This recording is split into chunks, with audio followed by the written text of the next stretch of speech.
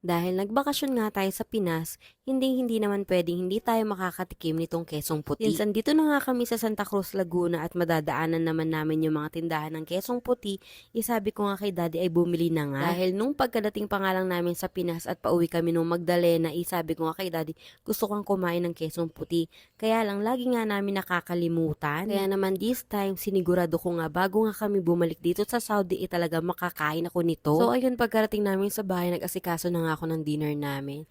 Ako, ang kakainin ko nga pala itong kesong puti. Oo, iulam ko nga siya. At si daddy naman ay yung mga tira-tirang pagkain since hindi nga siya nakain ng ganito. Eh kayo ba, nakain ba kayo ng kesong puti or nakatikim na? At kung nakain kayo, paano nyo to kinakain? Inuulam nyo ba to sa kanin? Or pinapalaman sa tinapay. So sa pagkakaalam ko, ang kesong puti ay gawa sa gatas ng kalabaw or baka. And then meron dalawang bayan dito sa Laguna na kilalang kilala sa paggawa ng kesong puti. So isa na dun yung Santa Cruz at yung Lumban, Laguna, kung saan dun ako pinanganak at lumaki. Kaya naman nung napalipat na kami ng tirahan at napalayo na kami sa Lumban, ay talagang pag may pagkakataon na nakakabili kami ng kesong puti ay talagang bumibili kami.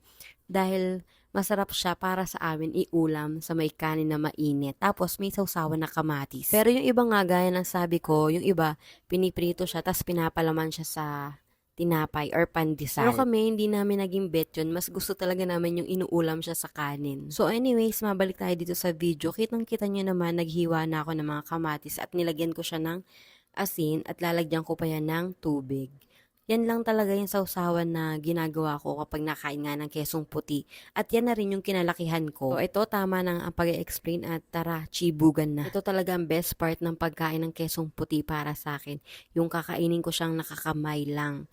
Ay grabe. Tapos sobrang init ng kanin. So ano nga bang lasa nito? So for the word itself, so it means cheese siya na may pagkamaalat na malambot nga lang siya.